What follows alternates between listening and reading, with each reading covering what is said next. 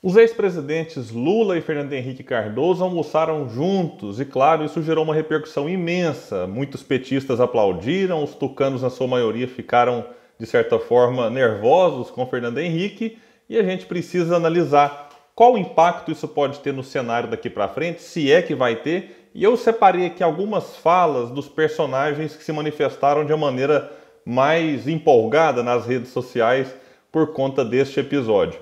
Mas antes eu quero pedir a sua ajuda, se inscreva no canal, ative as notificações. Se você gostar, deixa aí o like no vídeo e comente o que você achou desse encontro entre os dois ex-presidentes. E claro, eu não vou criticar o encontro em si. Eu acredito no diálogo, eu acredito que os diferentes precisam em algum momento sentar sim, juntos, trocar ideia, debater, dialogar. Isso é fazer política. Então, se a gente for analisar os governos Fernando Henrique e Lula, observaremos que ambos acertaram em alguns pontos, erraram em outros, mas não dá para questionar que eles são dois defensores e que, quando estiveram no poder, respeitaram a democracia. Então é necessário a gente valorizar o gesto, esse símbolo feito pelos dois ex-presidentes. Sobretudo quando se tem alguém como Bolsonaro, neste momento, ocupando a presidência da República e ameaçando a própria democracia o tempo todo. Então eu sou daqueles que, embora tenha profundas divergências, em relação ao governo destes dois que se reuniram, preciso valorizar o gesto e todo aquele político que vem a tentar dialogar neste momento para defender a nossa, aí, de certa forma, combalida democracia. E aqui eu faço apenas uma ressalva de que este episódio demonstrou assim como que a gente precisa ter cuidado ao analisar essas posturas e estes eventos. Porque os mesmos petistas que agora aplaudem Lula como um grande estadista, alguém que está unindo o país contra o fascismo, criticaram Ciro Gomes em março, quando ele assinou um manifesto junto com Luiz Henrique Mandetta, Dória, Huck, Amoedo e Eduardo Leite. Por que a crítica foi para o Ciro? Porque o Ciro faz parte, digamos, do mesmo campo do Lula, o campo progressista, e aceita assinar uma carta com aqueles que estão num campo oposto, que são, teoricamente, ou até na prática mesmo, liberais.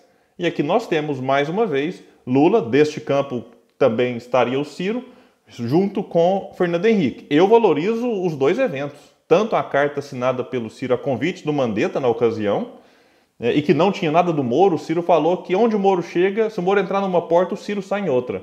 Deu declarações já nesse sentido.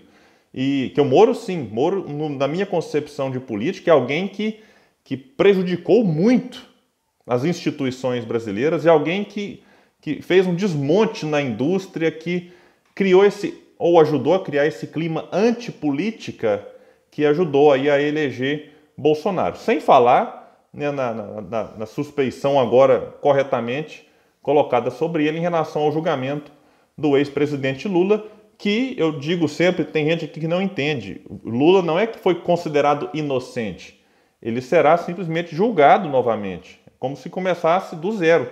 Pode ser que lá na frente ele seja inocentado? Pode, mas o que aconteceu não foi a inocência do Lula, foi simplesmente que foi julgado no local errado e por um juiz suspeito, somente isso. E sobre o almoço, eu acho que estão dando mais importância do que de fato tem. Ali é um encontro de ex-presidentes que não são amigos, foram opositores durante um período. Muitos analistas, sobretudo no campo econômico, afirmam até que a política econômica do Lula não foi tão diferente assim do Fernando Henrique. Ambos, de certa forma, colocaram em prática o neoliberalismo, alguns dizem assim, mais azeitado, que seria o do Lula, com a preocupação social a mais, mas, de certa forma, as bases do neoliberalismo não deixaram de existir em nenhum dos dois governos. E o encontro em si eu acho que é positivo, como eu já disse antes. Se a gente for analisar, a figura de ex-presidente ela deveria até ser mais valorizada. Na Itália, por exemplo, os ex-presidentes, desde que não percam ali os seus direitos políticos, em processos de impeachment, de cassação, algo assim, eles passam a fazer parte do Senado, eles têm uma cadeira vitalícia no Senado. Eu não estou nem dizendo se eu sou favorável ou não, eu precisaria pensar. No Brasil já tem uma proposta nesse sentido, em que ex-presidentes teriam direito a espaço, a voz no Senado, não a voto. Porque nós temos no Senado 3 representantes de cada estado e também do Distrito Federal. Então ali a discussão era: ex-presidentes terão voz, mas não terão voto. É algo a ser pensado, debatido, acho que tudo vale o debate. E Lula e Fernando Henrique trocaram afagos antes do almoço acontecer. Fernando Henrique foi na conversa com o Bial, disse que votaria no Lula no eventual segundo turno, caso fosse contra Bolsonaro. Aí Lula devolveu a gentileza, falou assim que faria o mesmo. E até que surgiu o almoço, a convite do Nelson Jobim, na casa do Nelson Jobim, que foi ministro dos dois, foi ministro da Defesa na administração do Lula, e com Fernando Henrique foi ministro da Justiça. E aí Lula postou a foto dizendo: a convite do ex-ministro Nelson Jobim, o ex-presidente Lula e o ex-presidente Fernando Henrique Cardoso se reuniram para um almoço com muita democracia no cardápio. Só que essa muita democracia parece que não caiu bem no ninho tucano. Teve uma certa revolta, porque muitos acreditaram que este encontro poderia representar um enfraquecimento de uma eventual candidatura do PSDB. Algo que eu não acredito. Eu acho, primeiro, que o Fernando Henrique não tem mais a força que tinha antes. E mais, né, eu acho que esse encontro, como assim que ele era para prejudicar uma eventual, enfraquecer uma eventual candidatura tucana? Não consigo ver relação entre as duas coisas. Eu acho que o PSDB não vai largar de lançar a candidatura por conta do que pode ter sido conversado, né, entre Lula e FHC. Aécio reagiu dizendo: o PSDB deve continuar à busca de uma candidatura ao centro. E há sinais claros de que, além dos nomes colocados até aqui, o senador Tasso começa a considerar realmente uma candidatura. Lula nunca foi e não acredito que será uma opção para o PSDB. Disse isso ao jornal Estadão. E depois ele disse também que o presidente Fernando Henrique, aos 90 anos, tem o direito de almoçar, jantar e tomar seu vinhozinho com quem ele escolher. Quanto à questão política, o PSDB deve continuar a busca de uma candidatura ao centro. Olha, isso aqui é interessante porque ele diz que o PSDB não tem que se preocupar, deve lançar candidatura, tá tudo bem, mas deve buscar, o que não quer dizer que será, de fato, dos quadros do PSDB, mas podendo vir a apoiar algum outro candidato. Eu trouxe aqui o Aécio porque ele vem se tornando uma figura importante de novo dentro do PSDB. É bom ficar atento ao Aécio Neves. Bruno Araújo, presidente da sigla, disse que esse encontro ajuda a derrotar Bolsonaro, mas não faz bem a um potencial candidato do PSDB.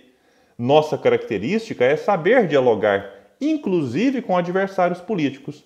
De toda forma, precisamos evitar sinais trocados aos nossos eleitores. O partido segue firme na construção de uma candidatura distante dos extremos que se estabeleceram na democracia brasileira. E fecha dizendo: depois de o petismo rotular o seu governo de herança maldita, parece mais que estão em busca de votos do que de um reconhecimento da gestão de FHC. Fernando Henrique percebeu que o clima no partido estava delicado e foi no Twitter e postou o seguinte: reafirmo para evitar más interpretações. PSDB deve lançar candidato e o apoiarei. Se não o levarmos ao segundo turno, neste caso, não apoia o mandante atual, mas quem a ele se oponha, mesmo o Lula. Aqui eu achei interessante porque, né, se o PSDB lança e não vai ao segundo turno, aí coloca assim: não apoia o mandante atual, como se ele tivesse garantindo assim: ou vai um tucano ou vai Bolsonaro deste campo, do espectro político, para o segundo turno. Eventualmente, não indo o nosso, a gente apoia o Lula contra o Bolsonaro. Bom, eu acho que essa leitura do Fernando Henrique precisa ser olhada com mais cautela e, particularmente, eu não acredito nela. Eu acho que Bolsonaro, a gente vai analisar, eu vou fazer um outro vídeo depois sobre o que o Guedes está pretendendo injetar dinheiro, né, nas classes mais pobres para tentar devolver um pouco mais aí de apoio ao presidente Bolsonaro. Isso é perigoso. Já tem gente chamando aí de bolsovoto. A gente tem que ficar muito atento, mas se não acontecer nada de diferente e Bolsonaro continuar nesse derretimento e a pandemia com a terceira onda, e há quem diga até em quarta onda, a população não vai aceitar que Bolsonaro não tenha responsabilidade. Então, é necessário ficar atento que, de fato, pode ser que ele não esteja no segundo turno. E não estando, abre um espaço para que outro candidato esteja. E é onde eu digo que a onda da terceira via, quem souber surfar nela melhor no momento certo, pode sim ir para o segundo turno, caso Lula realmente seja candidato. Não dá nem para ter certeza disso. Ele disse que quer. Mas será? Meus amigos, falta um ano ainda. Tanta coisa pode acontecer que não dá para querer antecipar para agora as eleições de outubro do ano que vem. Então a gente observa só os movimentos mesmo, mas é apenas isso. Não dá para querer antecipar nada. Não quer dizer... aliás, aqui agora a Gleisi Hoffmann, do PT, presidente do partido, confundiram o encontro com o processo eleitoral e também não pensaram institucionalmente. São duas figuras que foram presidentes da República. Não há nada de errado de conversarem civilizadamente sobre a crise que o país está passando. Não quer dizer que estaremos no mesmo palanque. Com certeza não estaremos. Acho muito difícil estarmos no primeiro turno. Depois, que é no segundo turno, não sei o que vai acontecer. Então a Gleisi foi até mais comedida em relação ao segundo turno, não chegando nem mesmo a afirmar que o presidente Lula estaria lá, e aí corretamente. Eu acho que nesse momento a gente precisa ter bastante cautela quanto a isso. O fato é que Fernando Henrique já demonstrou várias vezes que quer a tal da terceira via. Ao jornal Valor Econômico, em maio, ele disse: se não houver uma terceira via significativa, vou de Lula. Quem não tem cão, caça com gato. Se a gente voltar um pouquinho mais, em março, ao portal UOL, ele disse o seguinte, e essa fala ela pode ser o que está na cabeça de muita gente que hoje declara voto no Lula, prestem atenção. Não sei se Lula vai ter condições para ser candidato, ou se seria o melhor candidato, mas acho que, se ficar entre ele e Bolsonaro, voto em quem for menos pior. Gente, isso aqui é o pensamento, eu acredito que, segundo apontam algumas pesquisas, de metade da população. Claro que Bolsonaro tem o voto fiel ao Bolsonaro, diminui cada vez mais. Lula também tem um voto fiel, mas há uma parcela da população que está votando num porque não quer o outro. São os antes. E aí eles votam, perguntem, conversem com algumas pessoas que votam no Bolsonaro. Eles falam, olha, o Bolsonaro fez muita coisa errada, mas do outro lado é o Lula, então eu fico no Bolsonaro, que na visão dele é menos pior. Tem muita gente que não gostaria de ver Lula presidente, mas que fala, olha, ele é o mais forte hoje para vencer Bolsonaro. Então, na minha opinião, ele é o menos pior. Agora eu fico preocupado e eu vou insistir nisso aqui o tempo inteiro.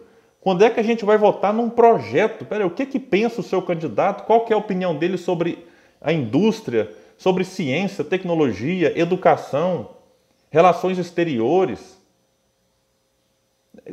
sobre economia? Qual que tem que ser o tamanho do Estado? Você acha que o Estado precisa ser menor do que já é? Ou você tem que fortalecer o Estado para que ele seja um indutor do crescimento econômico, sem desprezar a iniciativa privada, mas não achando que um espontaneísmo do mercado vai resolver todas as mazelas da sociedade?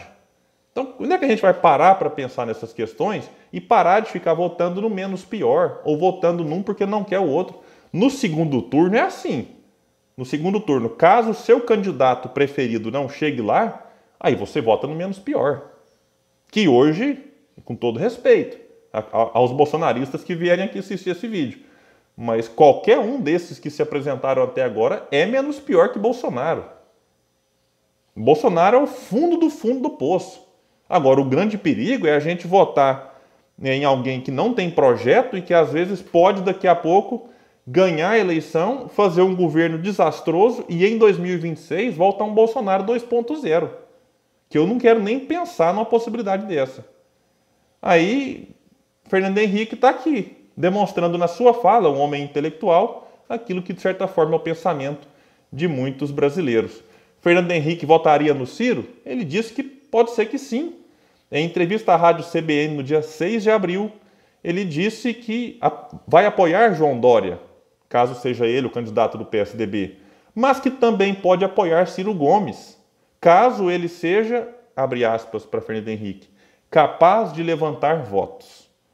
E para fechar a nossa fala sobre esse almoço, Bolsonaro, um presidente da República, se referindo a dois ex-presidentes, disse: um ladrão candidato a presidente e um vagabundo como vice.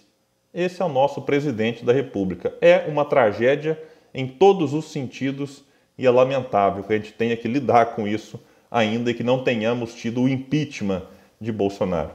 Bom, sobre este encontro, talvez eu gostaria que Fernando Henrique e Lula tivessem conversado, feito uma autocrítica ali um para o outro, de como cada um deles contribuiu para que chegássemos a este momento. Fernando Henrique faz parte de um partido que em 2014 não aceitou os resultados das eleições e começou ali um processo que desestabilizou um governo da Dilma, que não foi desestabilizado só por isso. Teve muitos erros que levaram à queda da Dilma. E esses erros e esse posicionamento do PSDB gerou na sociedade um sentimento que foi muito bem aproveitado por Bolsonaro. Então o PSDB tem parte nessa tragédia. O Lula também tem. O Lula sabia que não seria candidato em 2018, que seria impedido pela lei da ficha limpa, que ele mesmo sancionou, mas insistiu até o limite para depois colocar o Haddad no seu lugar e achar que a população aceitaria aquela que eu considero aquilo uma farsa. Aquilo foi uma brincadeira, se a gente pode chamar isso de brincadeira para não usar um termo mais duro, num momento gravíssimo. E o povo encarou muito mal aquilo, porque percebeu que não daria certo.